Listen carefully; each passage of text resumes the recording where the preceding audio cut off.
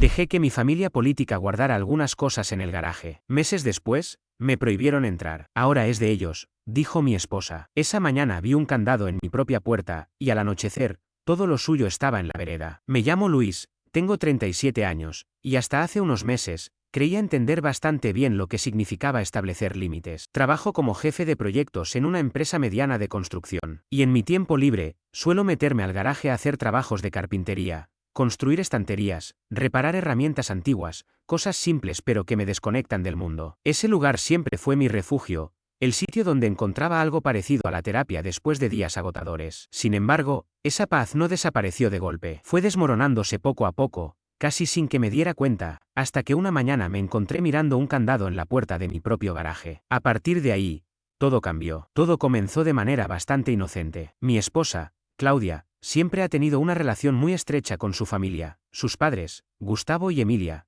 y su hermano menor, Tomás. Viven a unos 20 minutos de nuestra casa, en un departamento pequeño de 2 habitaciones, saturado de cosas por todos lados. No son malas personas, solo caóticos, desordenados. Son de los que guardan una silla rota con la esperanza de que algún día alguien la repare. Pero ese alguien nunca son ellos. Un fin de semana, nos llamaron para preguntarnos si teníamos algo de espacio libre en el garaje para guardar unas cajas. No le di mayor importancia. Al principio, realmente fueron solo un par de cajas de cartón, etiquetadas como Navidad y libros. Las coloqué debajo de mi banco de trabajo, en un rincón, suponiendo que las buscarían cuando se acercara diciembre o tuvieran tiempo para ordenarlas. Pero las visitas empezaron a aumentar. Cada 2 semanas, Gustavo aparecía con una cosita más, casi siempre arrastrando a un Tomás poco entusiasmado. En poco tiempo, ya no eran solo cajas. Aparecieron sillas, bolsas, equipos de ejercicio viejos y lo que parecía ser el esqueleto de un futón. Mi espacio se reducía. Mi banco de trabajo se volvió difícil de alcanzar. Tenía que mover cosas constantemente solo para llegar al taladro de columna. Una noche, mientras limpiábamos la cocina después de cenar, le comenté a Claudia con tono tranquilo: «Oye,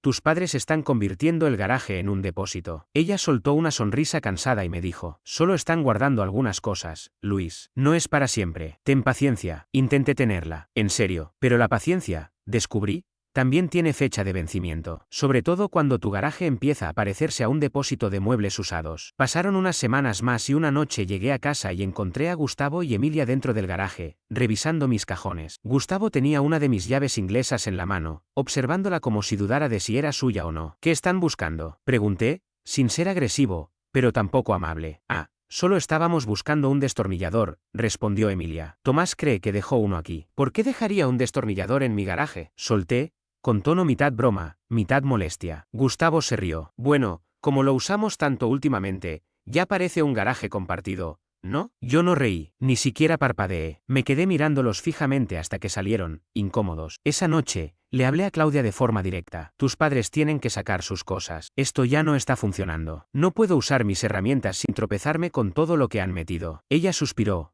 como si yo fuera el exagerado. «No es basura, y no tienen dónde ponerlo. Vamos, Luis, es solo el garaje. ¿Por qué eres tan territorial con eso?». Esa frase me tocó una fibra sensible. No pido mucho. No me molesta que su madre reacomode la sala cada Navidad o que Tomás venga y se coma todo el cereal. Pero el garaje era mío. Mi único espacio. Mi burbuja. Aún así, no quise discutir más. Lo dejé pasar, por el momento. Unos días después, noté algo extraño. Uno de mis gabinetes de herramientas había sido movido, no apenas corrido, sino completamente reubicado para dejar espacio a un estante de plástico enorme, lleno de quién sabe qué. Abrí algunas cajas por curiosidad, cables de extensión, luces de Navidad enredadas, una baflera y, curiosamente, una caja de zapatos llena de viejas cintas VHS. Todo un caos. Fui dentro y le pregunté a Claudia si sabía qué había pasado. Sin despegar la vista del teléfono, respondió: «Ah, sí, mamá vino más temprano. Quería organizar mejor todo y pensó que sería más práctico usar estanterías». «¿No es más eficiente así?». «¿Eficiente?». Tal vez para ellos. Yo estaba furioso, pero no lo mostré. En lugar de estallar,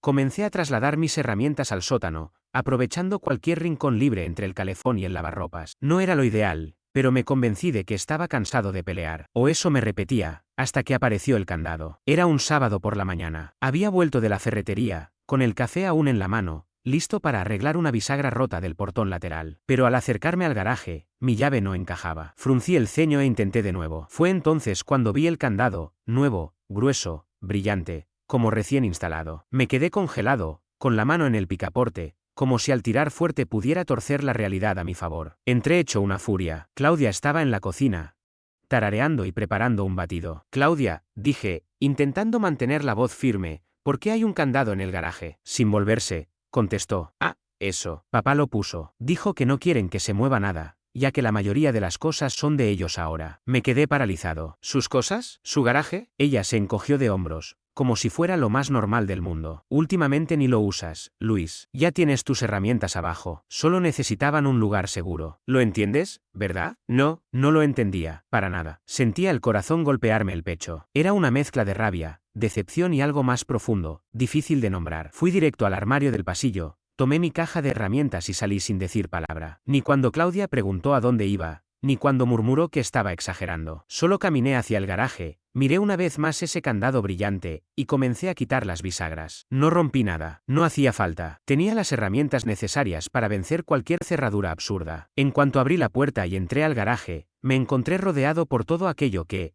poco a poco, había ido desplazándome de ese espacio. Cada estantería, cada caja, cada mueble cubierto de polvo era un recordatorio doloroso. Respiré hondo y, sin decir palabra, tomé una decisión. Antes del mediodía ya había despejado un tercio del garaje. Fui metódico. Coloqué cada objeto ordenadamente en la acera, envuelto en plástico si era frágil, apilado con cuidado para evitar que se cayera. No lo hice con rabia, sino con precisión, como si estuviera manipulando algo contaminado. Porque, en realidad, así se sentía, como si ese lugar hubiese sido invadido y corrompido. A las 3:45 de la tarde, Claudia salió al jardín y me miró desconcertada. Luis, ¿qué estás haciendo? Preguntó con los ojos muy abiertos. Seguí empacando sin levantar la voz, recuperando mi garaje. Ella se acercó alterada. ¿No puedes simplemente sacar sus cosas así? No las estoy tirando, dije tranquilo. Están en la acera. Pueden venir a buscarlas cuando quieran. Me observó como si no me reconociera. Estás exagerando. No, Claudia, lo que es exagerado es que me hayan dejado fuera de mi propio espacio porque tu familia no puede alquilar un depósito como cualquier adulto responsable. Antes de que pudiera responder, mi teléfono empezó a sonar. Gustavo, luego Emilia, después Tomás. No contesté, solo seguí trabajando. Para cuando se puso el sol,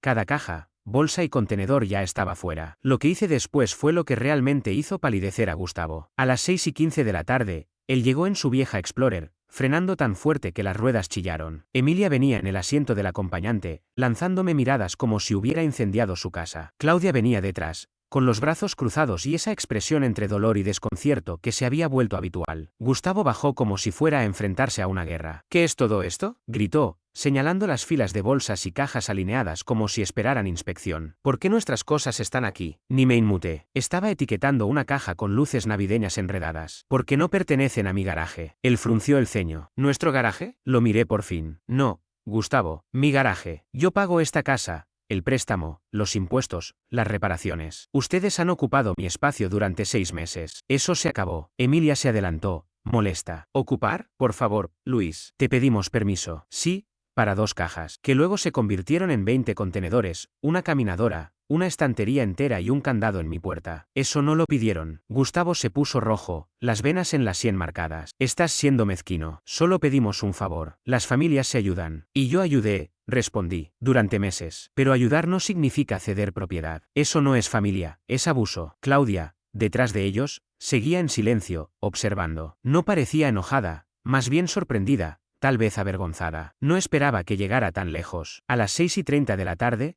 Tomás llegó en su pequeño Hyundai. Cerró la puerta con fuerza y se acercó con su clásica sonrisa burlona. Vaya, estás perdiendo la cabeza, dijo en tono sarcástico. Tus cosas están al fondo, le señalé. ¿Hablas en serio? ¿Todo esto por un garaje? Tienes toda la casa. ¿Qué más da? Lo miré sin vacilar. Porque cedí un poco y ustedes se tomaron todo. Cruzaron todos los límites. Se adueñaron de un espacio que nunca les ofrecí. Me encerraron fuera de mi propio lugar. Eso no es aceptable. Gustavo se adelantó. Confiábamos en ti. Pensamos que eras parte de la familia. Pero estás actuando como un extraño. Lo que ustedes querían era que yo me callara y aceptara todo sin protestar. Y ahora que me puse firme, resulta que soy el malo. Emilia parecía a punto de estallar. ¿Podrías habernoslo dicho? ¿Cómo? ¿Como cuando reorganizaste mi garaje sin consultarme? ¿Cuándo le dijiste a Claudia que ese espacio ahora era tuyo? ¿O cuando colocaste un candado en mi puerta? Eso la dejó en silencio. Gustavo, al ver que nadie le respondía, murmuró. Te vas a arrepentir de esto, Luis. No, respondí, con una sonrisa fría. Me arrepiento de haberlo tolerado tanto tiempo. Me di la vuelta y entré en la casa. Pensé que todo había terminado ahí, pero no. A la mañana siguiente, salí a la acera y vi que todavía quedaban 3 contenedores. La mayoría de los objetos grandes ya habían sido llevados por Gustavo la noche anterior.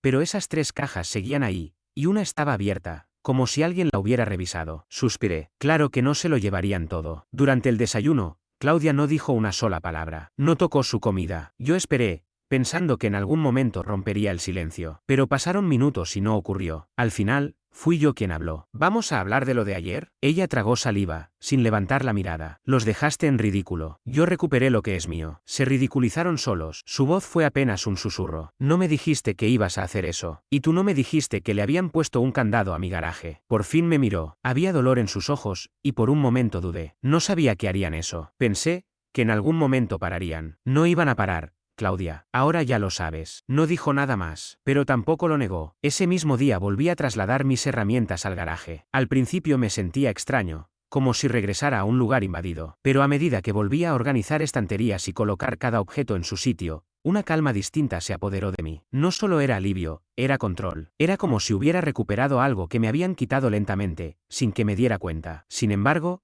esa noche algo inesperado ocurrió. Escuché que golpeaban una puerta. No la principal. Era la del lateral, la que conecta directamente con el garaje. Al abrir, allí estaba Gustavo. No gritaba. No tenía el rostro endurecido por la ira. Se veía descompuesto, pálido. Le temblaban las manos mientras me extendía una hoja de papel. Tomé el papel y lo revisé. Era un recibo de una unidad de almacenamiento, una bastante grande. Solo quería avisarte, murmuró sin mirarme, con la vista fija en el suelo. Ya no necesitaremos tu garaje. Luego, en voz aún más baja, añadió, ya entendimos el mensaje. Y se fue. Pero eso no fue lo que realmente me sacudió. Lo que me descolocó fue ver, al otro lado de la calle, a Emilia. Estaba junto a una camioneta, el rostro encendido de enojo, con las manos en la cintura, observando a Claudia, que se encontraba en el porche. Y ella, a su vez, me observaba a mí, porque esto no había terminado, ni de cerca. Esa noche reinó el silencio, pero no era un silencio apacible, sino de esos que preceden a una tormenta. Claudia no dijo nada más desde que Gustavo se fue. Permaneció de pie, con los brazos cruzados, la mirada distante. No intenté presionarla. A estas alturas ya sabía que no servía de nada. Estaba pensando, procesando,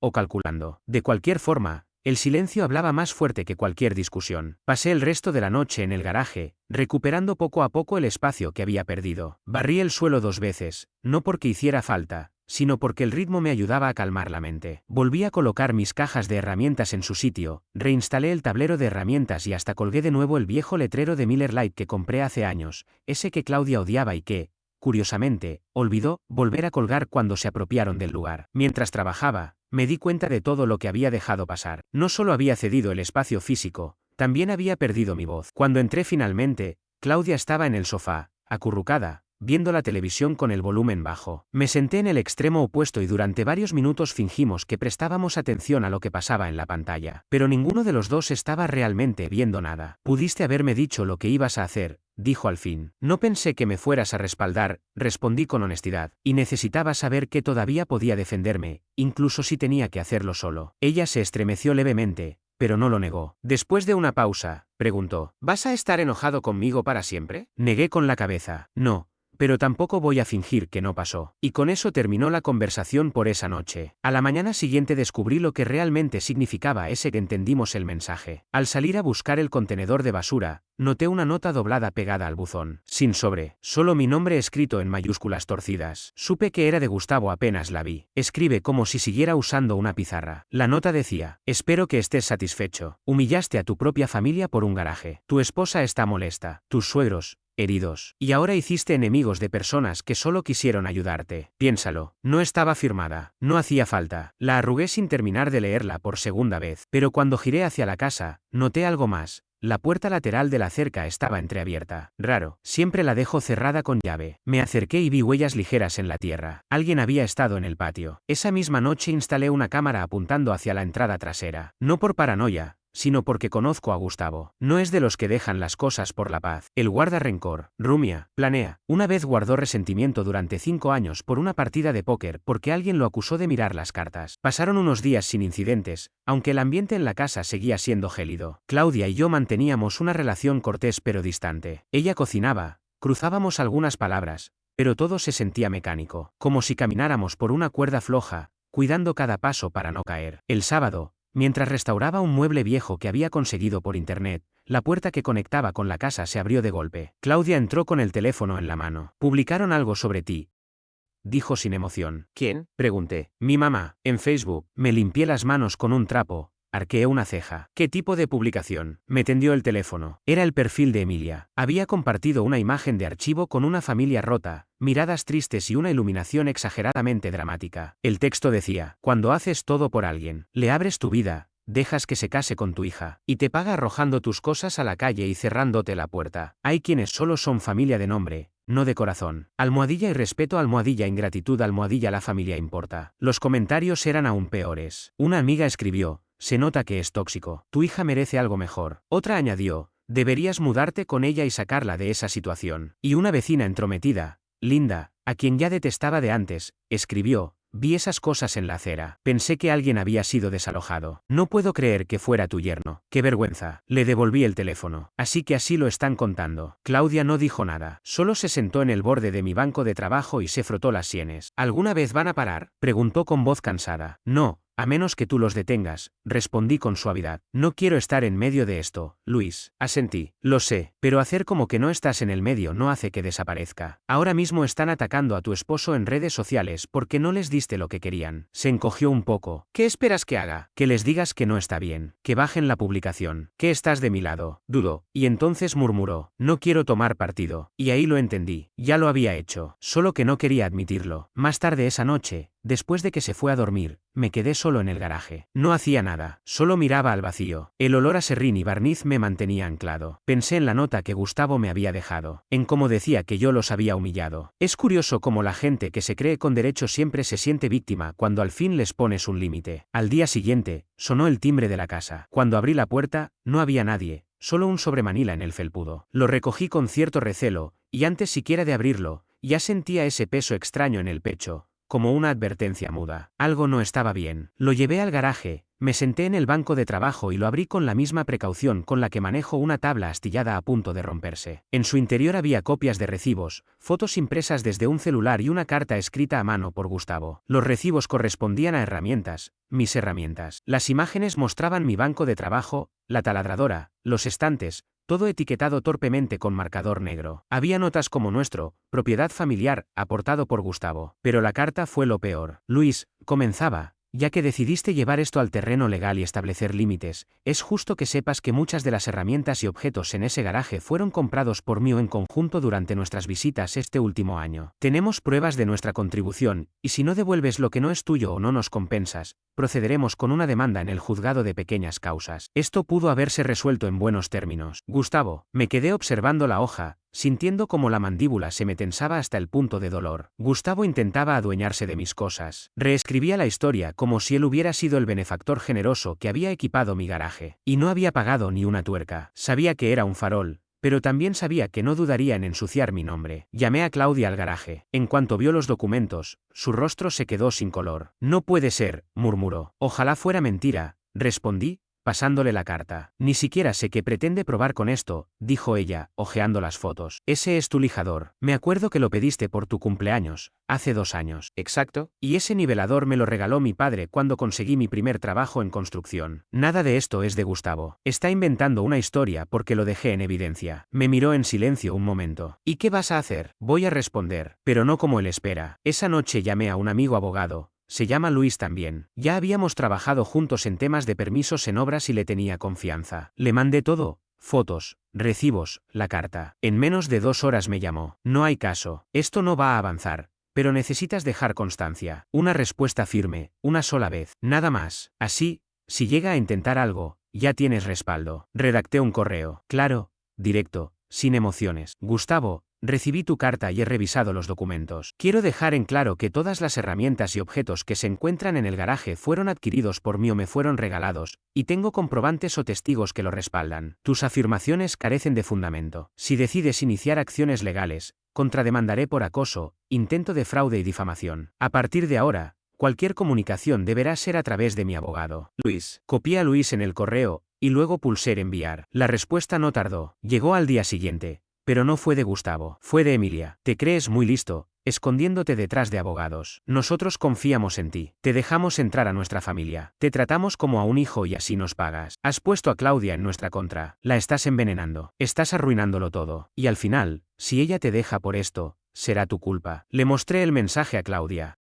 Lo leyó con calma, pero con cada línea su expresión se endurecía. Luego me devolvió el teléfono. Bórralo. ¿Estás bien? Pregunté. Asintió. Nadie le habla así a mi esposo, ni siquiera mi madre. Esa noche, Claudia llamó a sus padres. No gritó, no lloró. Habló con la misma frialdad calculada que yo usé al sacar sus cosas al borde de la acera. Vi tu mensaje, mamá. Y también la publicación en Facebook. Vas a tener que borrarla. Y retroceder. Para siempre. Solo podía oír su parte de la conversación, pero sentía claramente la tormenta al otro lado. No, no vas a convertir a Luis en el villano. Tú lo dejaste fuera de su propio garaje. Te comportaste como si fuera tuyo. Y me usaste para lograrlo. Lo hiciste sentir como un intruso en su propia casa. Y ahora te haces la víctima. Claudia sostenía el teléfono con una mano que apenas temblaba, pero no titubeó. Esto ya no se trata del garaje. Se trata de ti, de cómo manipulas a los demás y esperas que todos acepten tu versión de la realidad. Pues ya no más. No eres bienvenida en nuestra casa. No hasta que te disculpes. Pausa. Y no, esta vez no decides tú cuando termina la conversación. Y colgó. Esa noche, por primera vez en semanas, Claudia vino al garaje y se sentó junto a mí mientras trabajaba. Tenías razón, susurró. Con todo, no respondí. Solo le pasé una caja con tornillos que estaba organizando, y trabajamos juntos en silencio. Siempre fueron así, dijo tras unos minutos, pero nunca vi hasta qué punto. Te hacen sentir que les debes algo solo por permitirte estar cerca. Sí, respondí. Eso es exactamente lo que hacen. No quiero vivir más en ese mundo. Yo tampoco. Todo se desató rápido después. La publicación desapareció de Facebook en menos de un día. Sospecho que no fue decisión propia. Claudia había comentado directamente, etiquetando a su madre y acusándola de mentir. Fue un desastre. Docenas de comentarios de amigos en común, unos defendiendo, otros preguntando qué pasaba. Ya era tarde para ocultarlo. Claudia bloqueó a sus padres. Cambiamos las cerraduras. No solo del garaje, de todas las puertas. Instalé cámaras en los accesos principales, incluso una con timbre. No pensaba correr más riesgos. Una semana después, llegó una carta, escrita a mano, esta vez por Tomás. Decía que no quería tomar partido,